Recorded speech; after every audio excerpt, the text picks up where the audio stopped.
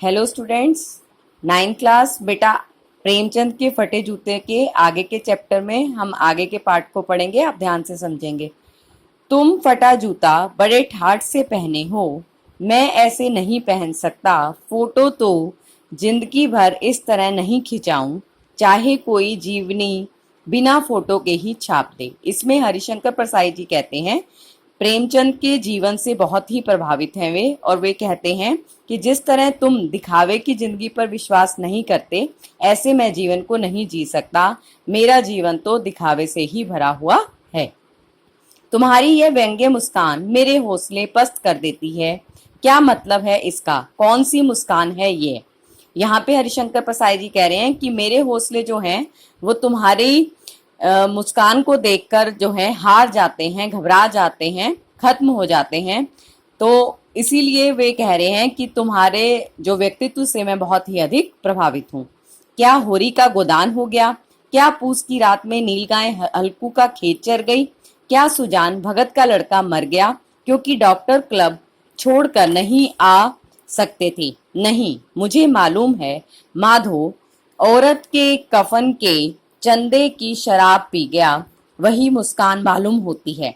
यहाँ पे बताया गया है कि प्रेमचंद ने कई जो हैं लेख लिखे हैं। उन्हीं लेख में, उनके ग्रंथ में जो उन्होंने लिखे हैं, एक गोदान रही है उनकी पुस्तक, और उसी के जो पात्र रहे हैं उन्हीं का जिक्र यहाँ पे किया गया है कि किस तरह जो उनके पात्र थे, उन्होंने किस तरह की गरीबी का, मजबूरी का जो भी उन्होंने सामना किया है, उन बुराइयों के बारे में यहाँ पे बताया गया है।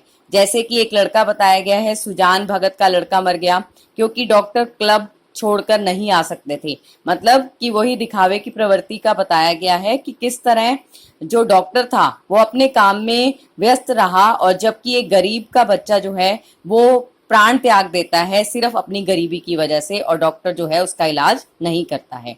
इसी तरह से यहाँ पे बताया गया कि माधो औरत के कफन के चंदे की शराब पी गया। बताया गया है कि शराब की आदत से इतना मजबूर है एक व्यक्ति माधो, जो कि अपनी औरत के कफन बताया गया यहाँ पे, जब डेथ हो जाती है, मृत्यु हो जाती है, तो उसके बाद की जो संस्कार की जो सेरेमनी होती है, जो जिस तरह का कार्य किया जाता है, उसके लिए भी वो जो उसके पैसे वहां लगाने चाहिए थे वो माधो जो है अपनी शराब में लगा देता है। यानी कि उसके लिए उसकी बुराई जो थी वो ज्यादा शेष थी, जबकि अपनी पत्नी का संस्कार करना उसके लिए उतना जरूरी नहीं था।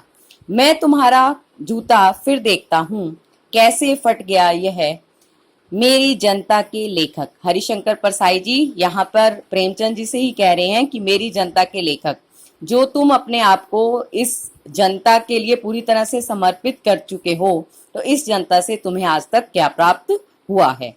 क्या बहुत चक्कर काटते रहे? क्या बनिए के तगादे से बचने के लिए मील दो मील का चक्कर लगाकर घर लौटते रहे? चक्कर लगाने से जूता फटता नहीं है, घिस जाता है। कुंभन दास का जूता भी फतेहपुर सीकरी जाने आने में घिस गया था, उसे बड़ा पछतावा हुआ। उसने कहा, आवत जात पन्हैया घिस गए, बिसर गयो हरि नाम। यहाँ पे बताया गया है कि प्रेमचंद को ही हरिशंकर प्रसाई जी कह रहे हैं कि क्या आने जाने में बनिए के दुकान पर आने जाने में ही तुम्हारा जूता जो है घिस गया है?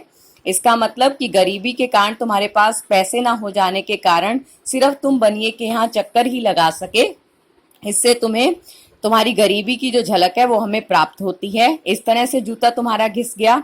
चक्कर लगाने से जूता फटता नहीं है, घिस जाता है। यहाँ पर परसाई जी कहते हैं कि इस तरह से चक्कर लगाने से तो जूता फटता नहीं है, घिस जाता है। तो तुम्हारा क्या कारण रहा? उन्होंने यहाँ पर अलग अलग कारणों का जिक्र किया है।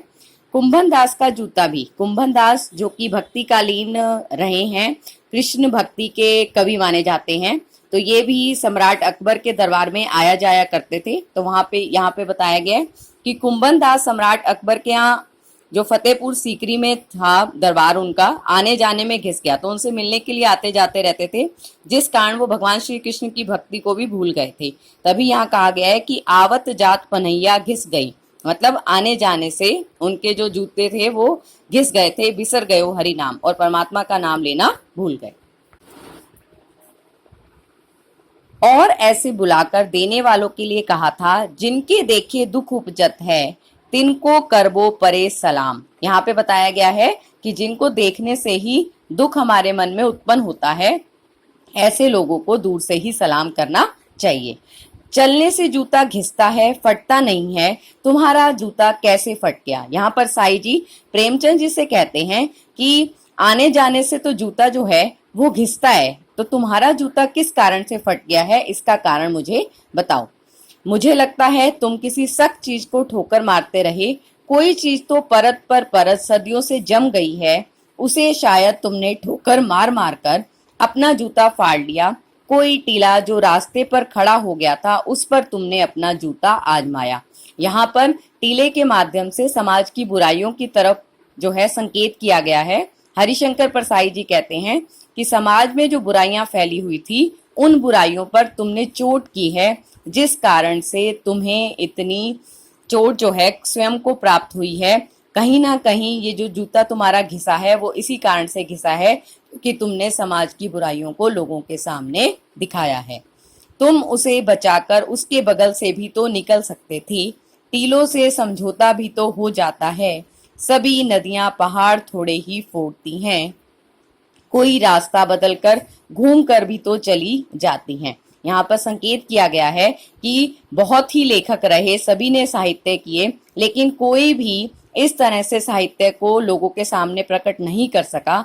तुमने हिम्मत की है, जो लोगों को समाज की बुराइयों से अवगत कराया है। तुम भी इन बुराइयों से कहीं ना कहीं समझौता कर सकते थे, इनके आगे नतमस्तक हो सकते थे, परंतु तुमने इनसे समझौता नहीं किया, बल्कि इन सारी बुराइयों को लोगों के सामने स्पष्ट रूप से रखा है। तुम समझौता कर नहीं सके, क्या तुम्हारी भी वही कमजोरी थी जो होरी को ले डूबी, वही नेम धर्म वाली कमजोरी। नेम धर्म उसकी भी जंजीर थी, मगर तुम जिस तरह मुस्कुरा रहे हो, उससे लगता है कि शायद नेम धर्म तुम्हारा बंधन नहीं था, तुम्हारी मुक्ति थी। इसका मतलब यहाँ पे बताया गया है कि नेम धर्म के माध्यम से जो होरी कहीं ना कहीं प्रेमचंद जी के ही किसी जो कह सकते हैं साहित्य का ही कैरेक्टर रहा है, पात्र रहा है, तो उसके माध्यम से बताया जा रहा है कि नेम धर्म यानी कि नाम का धर्म उसकी भी जंजीर थी, तुमने इसको किसी तरह का बंधन नहीं माना। मतलब समाज की बुराइयां जो तुमने लोगों के सामने रखी हैं, वो तुमने किसी के कहने पर आकर नहीं ऐसा कार्य किया, बल्कि तुम उसमें पूरी तरह से लीन थे और लोगों को इन सारी चीजों से अवगत कराना चाहते थे। इसमें तुम्हारा अपना कोई स्वार्थ भी नहीं था। तुम्हारी यह पांव की उंगली मुझे संकेत करती सी लगती है, जिसे तुम घृणित समझते हो, उसकी तरफ हाथ की नहीं पांव की अंगुली से इशारा करते हो। यहाँ पे हरिशंकर परसाई जी फिर प्रेमचंद के व्यक्तित्व की तारीफ करते हुए कहते हैं कि तुमने जिसको भी घृणा के भाव से देखा है, उसकी तरफ हाथ का इशारा नहीं बल्कि पांव के संकेत के माध्यम से समझाया है कि यह चीज गलत है, यह चीज नहीं होनी चाहिए।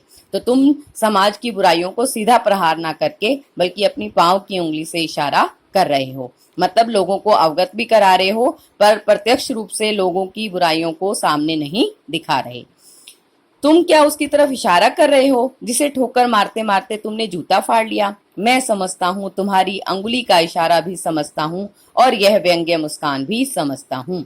तुम्हारी यह मुस्कान संकेत कर रही है कि कहीं ना कहीं तुम समाज में फैली हुई बुराइयों के लिए अंदर से दुखी हो, लेकिन बाहर से मुस्कुरा रहे हो। तुम मुझ पर या हम सभी पर हंस रहे हो, उन पर जो अंगुली छुपाए और तलुआ घिसाए चल रहे हैं, उन पर जो टीले को बरकराकर बाजू से निकल रहे हैं। तुम कह रहे हो मैंने तो ठोकर मार मार कर जूता फाड़ लिया, अंगुली बाहर निकाल आई, पर पांव बचा रहा और चलता रहा। अगर तुम उंगली को ढाकने की चिंता में तलवे का नाश कर रहे हो, तुम चलोगे कैसे? इस तरह से समाज में बुराइयों को जो तुम प्रकट कर रहे हो, कहीं ना कहीं इससे तुम ही घायल हो रहे हो। इस तरह से तुम्हारा अपना जीवन यापन कैसे होगा? मैं समझता हूँ, मैं तुम्हारे फटे जूते की बात समझता हूँ, अंगुली का इशारा समझता हूँ, तुम्हारी व्यंग्य मुस्कान समझता हूँ।